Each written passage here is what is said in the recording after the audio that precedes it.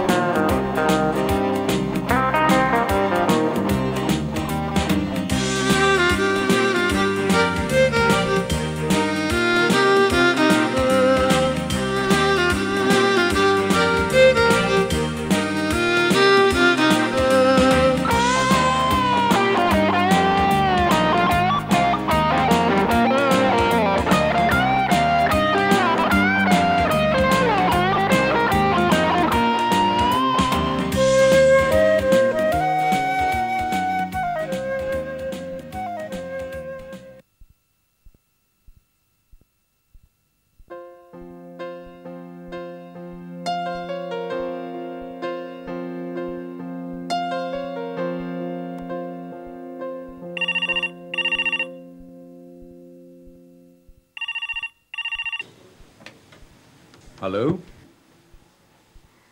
বলছি আপনি আবার ফোন করেছেন? দেখুন, আমাকে হুমকি দিয়ে কোনো লাভ হবে না। আমি পুলিশ নই, আমি একজন সচেতন মানুষ। এই দেশের একজন সাধারণ সিটিজেন হিসেবে I have the right to do anything which is abide by the law of the land. Okay? That's right.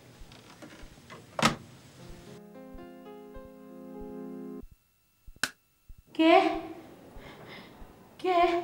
আমি।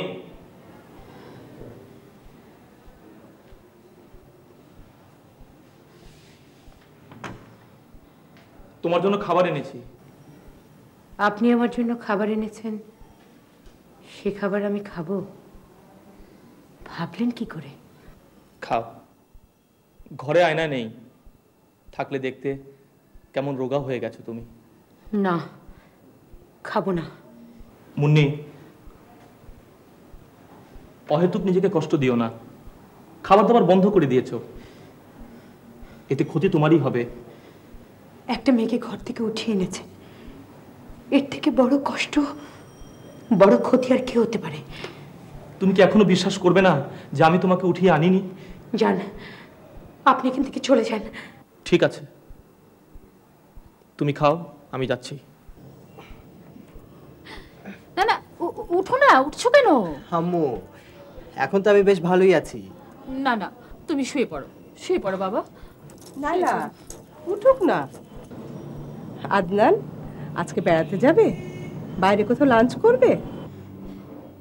ওকে শুধু শুধু বাইরে নিয়ে যেতে চাইছো কেন? কি করতে চাও ওকে নিয়ে? নাইলা, কি বলছো তুমি? সরি সরি রেবেকা, কিছু মনে করো না। সরি। বস, এখন কি করব? জানি না। জানি না বলে তো হইব না। আপনার আন্ডারে আমরা কাম করি, আমাকে প্রোটেকশন দেওয়ার দায়িত্ব আপনার। পেপারে রবি সাহেবের ছবি ছাপা হয়েছে, ধরাই দিতে পারলে 20,000 টাকা পুরস্কার। জানি। এমন একটা ডেঞ্জারাস লোক সাথে নিয়ে থাকা নিরাপদ না। তাহলে কি করতে চাও? শেষ করে দিতে চাই। ঈশ্বরের কসম, আমরা সবাই বাইচা যাবো। না। আদনানকে কতদিন আপনার হেফাজতে রেখেছেন বলুন? অনেক সময় নষ্ট করেছি, এবার আসল কথা বলুন। সময় তো আমি নষ্ট করছি না। আদনানকে কোথা থেকে হাতিয়েছিলেন? আমি জানি ওকে অন্য কারো কাছ থেকে আপনি ছিনিয়ে এনেছেন, যেমন আপনার ওই ড্রাগ ট্রাফিকিং এর ব্যাপার। আপনি জানেন আপনার বিরুদ্ধে একটা মামলার চার্জশিট প্রায় চূড়ান্ত। ড্রাগ ট্রাফিকিং, আপনি জানেন এর শাস্তি কি? মৃত্যুদণ্ড। দেখুন, আপনি নিশ্চয়ই জানেন ওই ড্রাগের মালিক আমি নই। তাতে কিচ্ছু যায় আসে না। দেখুন কবি সাহেব, আমি আপনাকে হেল্প করতে চাই। আমিও তো আপনার মতোই পাবলিক, বুঝতে পারছেন না কেন?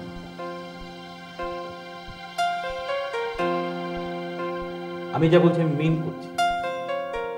আমার উদ্দেশ্য হচ্ছে শিশু অপহরণকারীদের খুঁজে বের করা। আমি নিশ্চিত যে আপনি এই কাজ করেন। আমি চাই যে শুধু আপনি আমাকে হেল্প করবেন।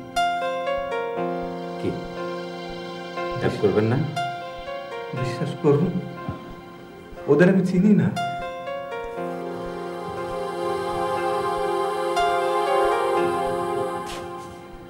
ওরা তোমাকে খুব কষ্ট দিয়েছে না বাবা? প্রথমে যারা আমাকে নিয়ে গিয়েছিল ওরা খুব ভালো ব্যবহার করেছে, কিন্তু পরে যারা আমাকে নিয়ে গেল ওরা কথায় কথায় খুব ধমক দিত, এমনকি কয়েকবার মেরেছেও। আচ্ছা, তুমি কি রাব্বির টিচার রবিকে ওদের সাথে দেখেছো? না, রবি ভাইকে আমি ওদের কারোর সাথে দেখিনি। তাহলে পুলিশ রবিকে নিয়ে টানাটানি করছে কেন? বাদ দাও তো ওসব কথা রেবেকা।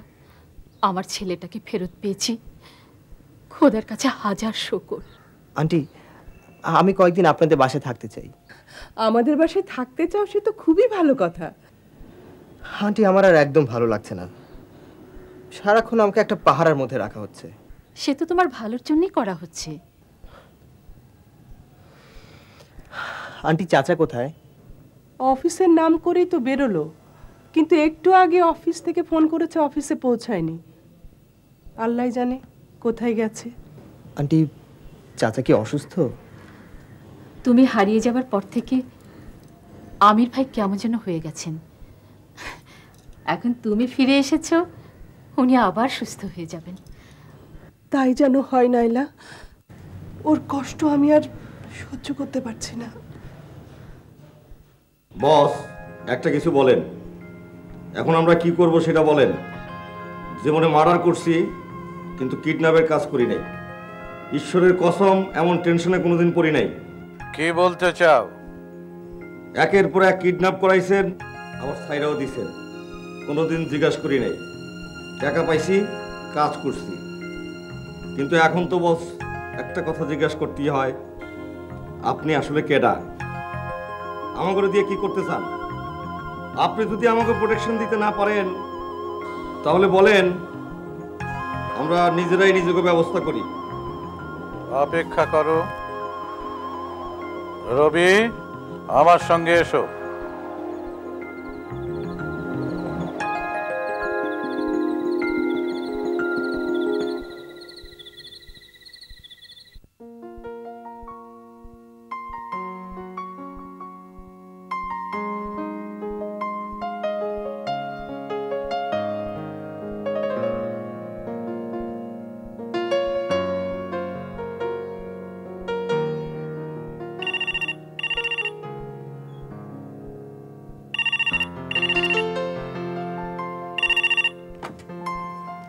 Hello sir. আসসালামু আলাইকুম স্যার। হ্যাঁ স্যার, খেয়েছি। না স্যার, আমার খুব খারাপ লাগছে। Okay sir. আসসালামু আলাইকুম।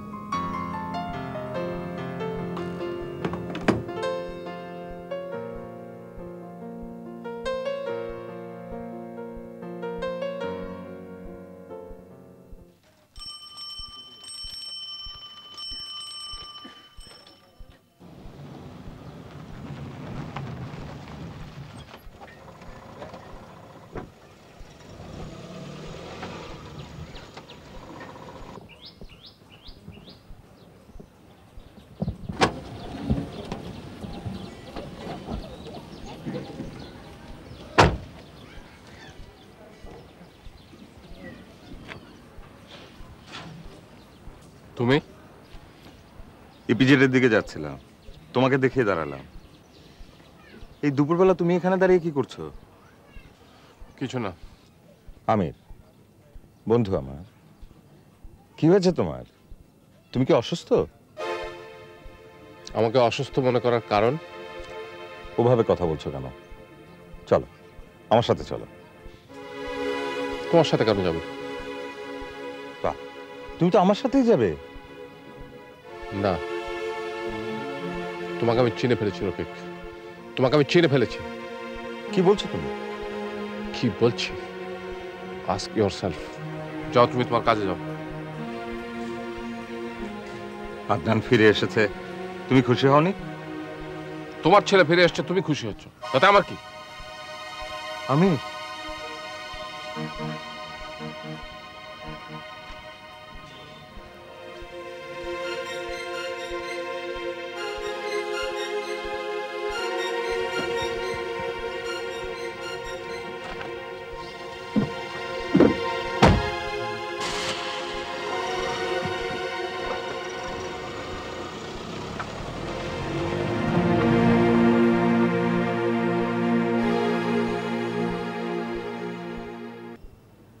কিন্তু এরকম একটা ভয়ঙ্কর কাজে সৈকত ভাই নিজেকে কেন জড়ালেন? আমি যদি আপনাকে একই প্রশ্ন করি? আমার ব্যাপার আলাদা। সৈকত কোনো কিছু পাওয়ার আশায় নিজেকে এরকম ঝুঁকির কাজে জড়ায়নি। একটা কমিটমেন্ট থেকে ও এই কাজে নিজেকে জড়িয়েছে। কি সেই কমিটমেন্ট? আপনাদের মতো অপরাধীদের শায়েস্তা করতে। মুন্নি, বইয়ের ভাষায় কথা বলো না। সৈকত ভাইয়ের পদে পদে বিপদ।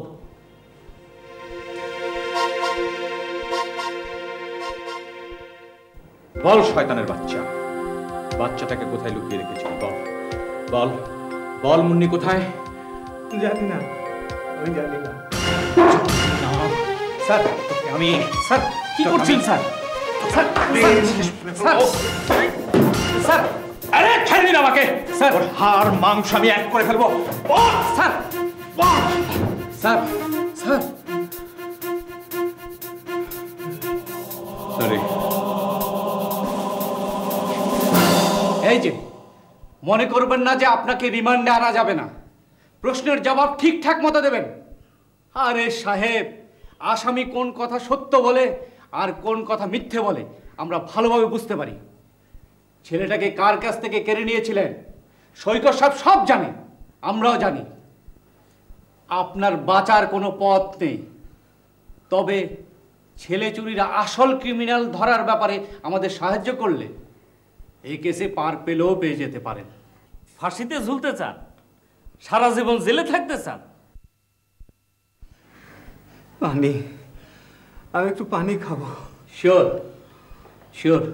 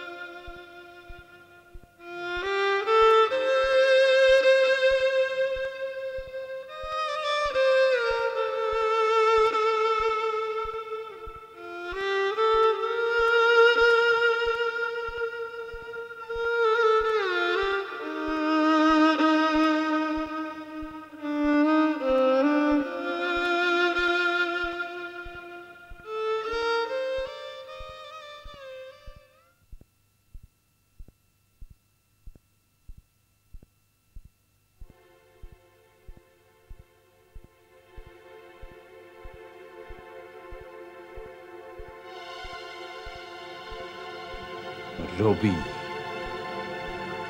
you are a dirty dog. অপমানিত হয়ে ঢাকায় চলে এলাম।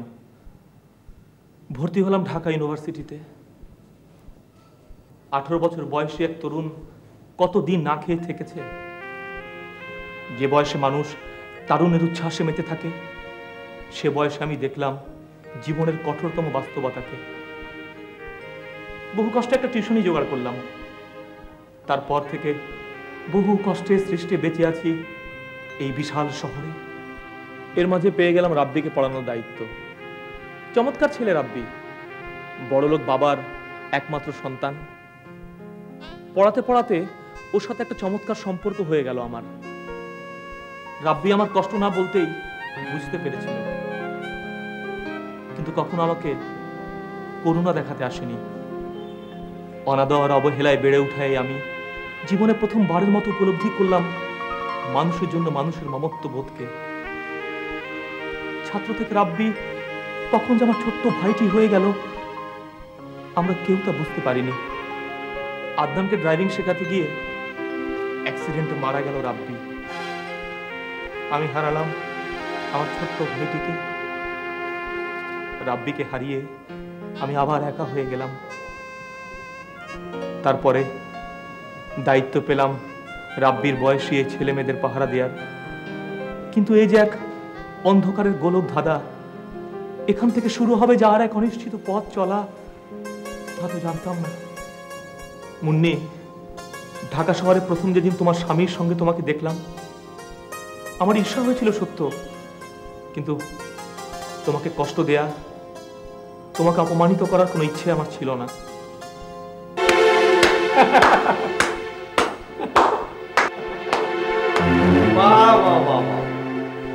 দারুণ একটা ডায়লগ শোনাই, একেবারে ফিল্মের লাহান। এইরকম বিপদের মধ্যে রসকস কমে নাই দেখতেছি। মেলা মোজ করছেন, এখন বাইরে যান, আমার একটু মোজ করতে যান। খবরদার, বাজে কথা বলবেন না। হ্যাঁ, বাইরে যান, আমার এখানে ডিউটি করবো গামা। না, আমি। আরে ধরু মিয়া, সমকাল জামাল আমাকে না, যান বাইরে যান। না, যাব না, বস আমাকে ডিউটি দিয়ে গেছে। বুঝঠিক নাই মি আপনার বসের, যান বাইরে যান। না রবি,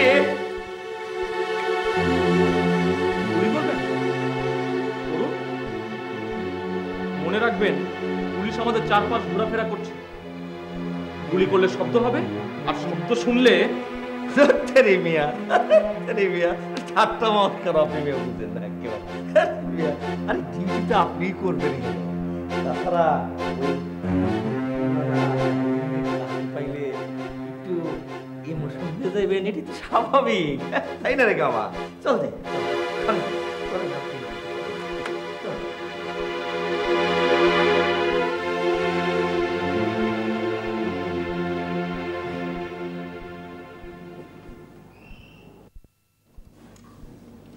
পিটার, আমার কাছে কিন্তু ব্যাপার সেবার সুবিধার মনে হইতেছে না, যে কোনো সময় ধরা খেয়ে যাইতে পারি।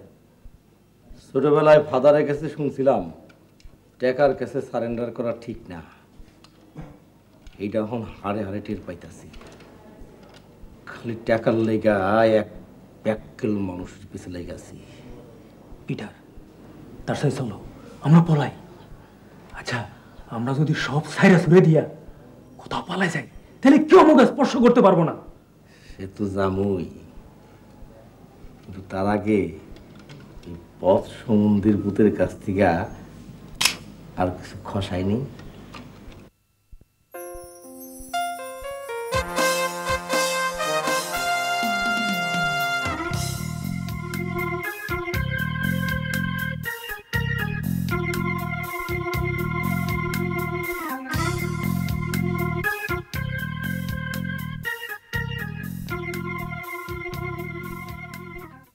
জলিল মিয়া, তোমার সাথে আবার দেখা হয়ে গেল। ছোটবেলায় ছোট পেশিরে একটা কাপড় সেলাই করতে দেখেছিলাম, সেখানে লেখা ছিল, এ জীবনে যদি আমি না পাই তোমারে, তোমার সাথে দেখা হবে মরণের উপরে। তোমার সাথে সেই 14 শিখের মধ্যেই দেখা হয়ে গেল। পুলিশের হাতে ধরা খাওয়া আর মৃত্যুর সাথে মোলাকাত করা একই কথা। কবির কথাই সত্য হইল, তোমার সাথে মরণের পরে দেখা হইল। কি কও, আমরা কি মরে গেছি নাকি? অবশ্য আর এক কবি বলেছেন, কাপুরুষেরা মরে অনেকবার আর সাহসীরা জীবনে একবারই মরে। যেদিন পুলিশের হাতে ধরা খেয়েছি সেদিনই মৃত্যু মুখে পতিত হয়েছি। রাহুল স্যার, এবার স্যারের খবর কও। খুব খারাপ। শুনেছি স্যারকে নাকি ভীষণ রকম টর্চার করেছে। দাদা, তোমাকে টর্চার করে নাই? না, পুলিশের হাতে বহুবার ধরা খেয়েছি, কিন্তু আমাকে কখনো টর্চার করে নাই। কারণ কি জানো? কি কারণ হলো আমার চেহারা, মানে মানে ব্যক্তিত্ব। কি কও বাবা? আমার এই গম্ভীর চেহারা দেখে আমাকে কখনো কেউ টর্চার করতে সাহস না। কেন ভাই, এখানেই তো ভালো আছি। হ্যাঁ, মুসলিম সাহেব শুনেছি সে তো ভয়ঙ্কর, ডেঞ্জারাস মানুষ। হ্যাঁ, ভয়ঙ্কর। এখনো সময় আছে স্বাভাবিক জীবনে ফিরে যাবার। স্বাভাবিক জীবনে ফিরে যেতে আমারও বড় ইচ্ছে করে, কিন্তু আমি জানি তা এখন আর সম্ভব নয়। এত দোষে দুষ্ট মানুষকে সমাজ গ্রহণ করে না। ভালো হইতে চাও? শালার পুত, ভালো তোমারে হইতাছে। সৈকত, আমি আমার নিজের লোকদের উপর আর ভরসা করতে পারছি না। পুলিশকে বিশ্বাস করে কেউই কোনো তথ্য দিতে চাইছে না। আসলে পুলিশ যে একটা সোশ্যাল ফোর্স, এটাকে সোশ্যালাইজেশন করার জন্যে কেউ কোনো সময় কোনো উদ্যোগ নেয়নি। ফলে যা হওয়ার তাই হয়েছে। পুলিশ এবং মানুষের মধ্যে একটা বিরাট দূরত্ব গড়ে উঠেছে। It's very shocking, isn't it? তুমি কিছু বলছো না যে?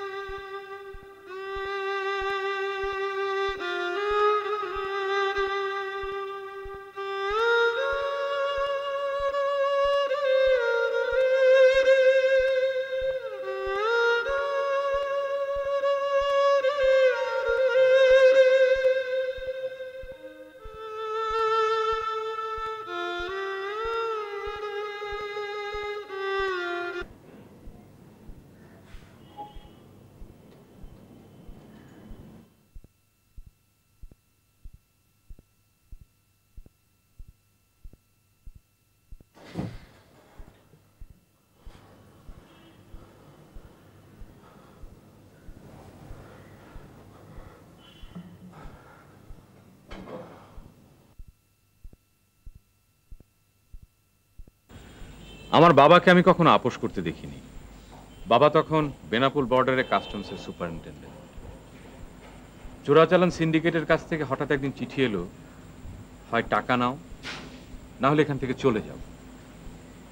তারপর সেই কঠিন সময়ে বাবাকে দেখিনি দুর্বল হতে, ভেঙে পড়তে। তারপরে ঘটল সেই ভয়ঙ্কর দুর্ঘটনা। সিন্ডিকেট কিডন্যাপ করলো তোমার বোনকে? Yes yes, I remember. আমার মনে পড়েছে ঘটনাটা। ইট ওয়াজ লেট 60s। আমি তখন প্রভিশনারি ডিএসপি, রাজশাহীতে পোস্টেড।